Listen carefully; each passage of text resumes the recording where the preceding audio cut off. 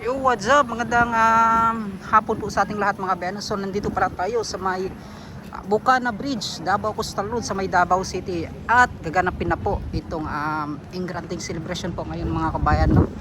Ito, Chinese New Year dito po sa Bukana Bridge. At yan, makikita natin yung mga media. Ay, sorry.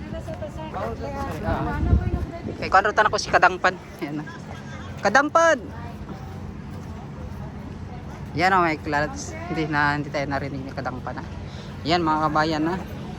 So ma'am, saan exclusive na siya ma'am o para ni sa tanan ng mga kuan?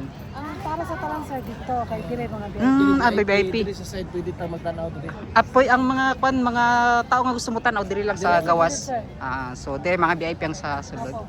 Unya pa ni siya mga kuan. Mga 6 PM no pwede. Ayan o.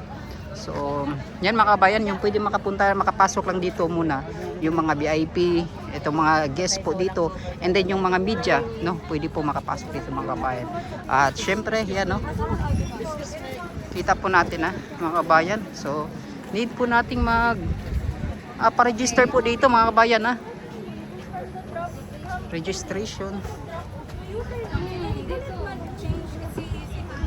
Ay, pwede dito. Pwede na. Sige po. Thank you. Kadangpan. Shoutout kay Kadangpan mga kabayan at mga media. Yan, kamusta? Yan na si Kadangpan. Yan. At kita po natin dito mga kabayan. No? Na yung paghahanda po nila. Yan.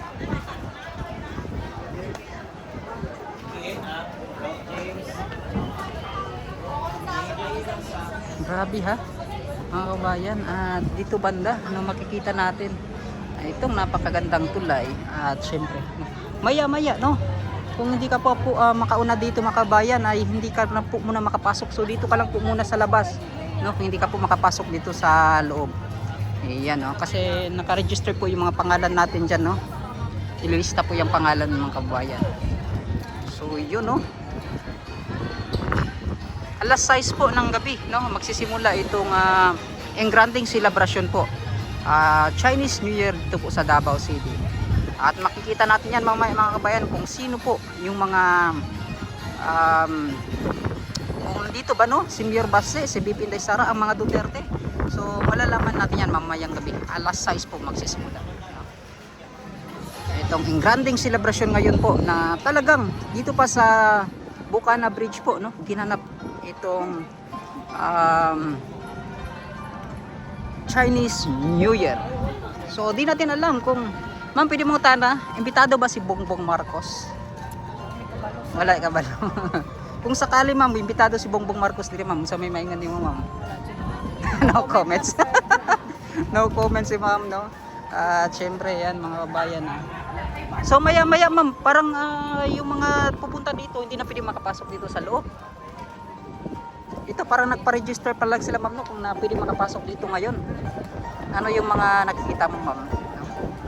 Wala po may alam na sila ray nakabalo dito. Sila lang stop lang no. Yan. Security. Yan. So mga bayan, yung mga PSSO ba yan tawag no? PSSO. Wala na po tong auxiliary, wala na gid do. Napagyapon. Yan no.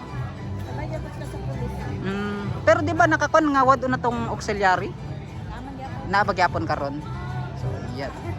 So mas gipadagan ng PSSO karon nga auxiliary gyapon sila. Yan no. So yun mga bayan alas 6 po mag-umpisa no, yung event po ngayon. Napakakulit ko mga bayan no, tinatanong ko si ma'am. Salamat naman. Yan, makulit talaga si Tito Tans mga kabayan no. Maya sisimula na po itong Engranting celebration po no, dito sa Davao City, Bukana Bridge. So, abang-abang po tayo ha. Yan, no.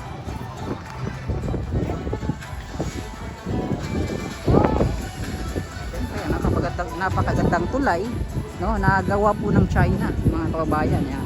China 8 project Davao River Bridge mga kababayan. Siyempre inangkin na to no?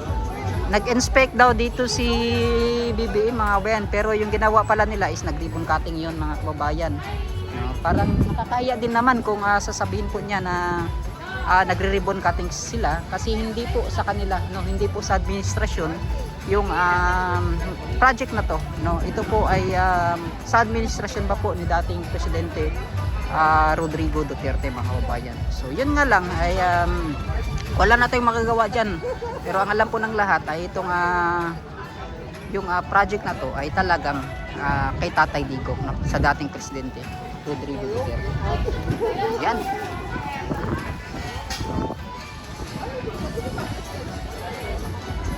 Yan, no, yung mga tao pala, no, yung mga gustong pumunta dito, yan, nagsisidatingan na. Yan.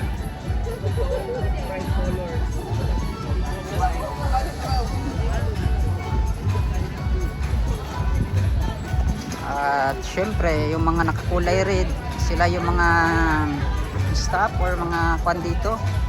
Ano?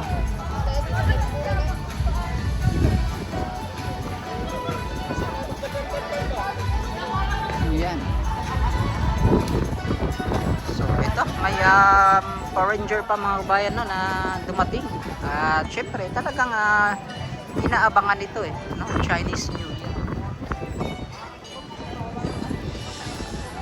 So marami po yung mga nagsidatingan, yung mga ang tawag nito, yung mga media. Ayan, no. Iba't ibang media po yung mga nandito na, mga kapatid, kasi excited na po sila na makita itong celebration po ngayon na ingrande po, mga kabayan, no. Kasi alam nyo naman, dito sa Bukana Bridge pa, no, ginanap itong Chinese New Year. Kasi datingan na yung mga media, oh. Yan. So dapat hindi po tayo na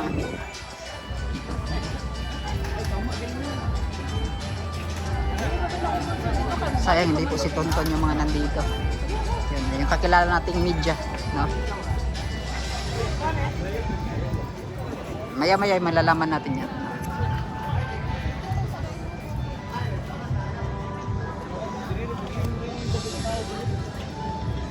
So yun, oh. Yung mga nagsidatingan pa. So dito sa labas, yung gustong tumingin po dito ay dito lang po muna sila. Yan. So mamaya alas 6 kapag puno na dito sa loob, so bawal na pong papasukan, no? Sa mga gustong manood po dito. So akala ko nga exclusive, mga kababayan, no? Kanina nagtanong po tayo. So hindi pala. Pero at least po, mga kababayan, ay nakapunta po tayo dito, no?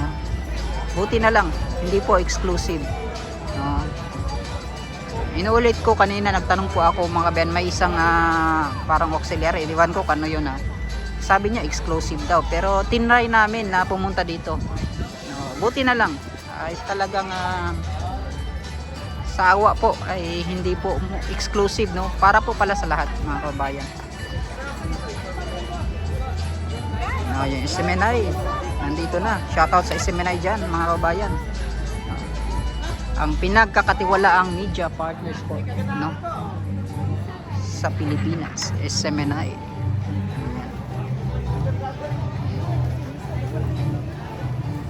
Yan. So yun, mag-update tayo mamaya, no? Magla-live ako, no, para po makita po ninyo kung ano po yung mga nagaganap ngayon. At alas 6 pa, no, ng gabi, no, itong napaka-engranding celebration po, Chinese New Year dito po sa Davao City. So malalaman natin yan kung imbitado ba si Bongbong Marcos or sino-sino ba yung mga imbitado po, no, ng mga politiko na makikita natin dito po.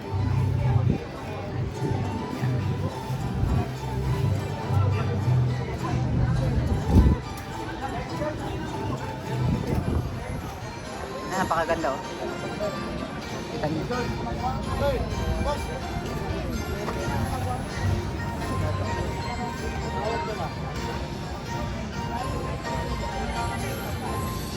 Iyan. At yung sino yan? Miss Davao City ata, mga kabayan, no? Ano yan? Arena ng Davao pala. At abangan po ninyo mga kabayan, no, araw ng Davao malapit na, March 16 hanggang 21 ba yan? No, araw ng Davao. So abang-abang po, no. Tuloy-tuloy na po yan. Marami na po yung mga makikita nating mga kaganapan po, mga events po dito sa Davao City. Siyempre sa March 28, no, kaarawan po ni Tatay Digong, no. Kabang-abang din po 'yan. So lagi po nating tandaan mga kabayan, no, na yung mga ginagawa po nila mga kabayan, lalo na sa mga Duterte, ay talagang gusto nila lang mapilayan eh. Lagi po tayong manalangin mga kabayan na sana ay makauwi na po si Tatay Digong. So yun po mga kabayan, maraming salamat at hanggang dito na lang po muna, no. Mag-update po tayo, magla-live po tayo ngayon. God bless po sa inyo lahat. Happy Chinese New Year.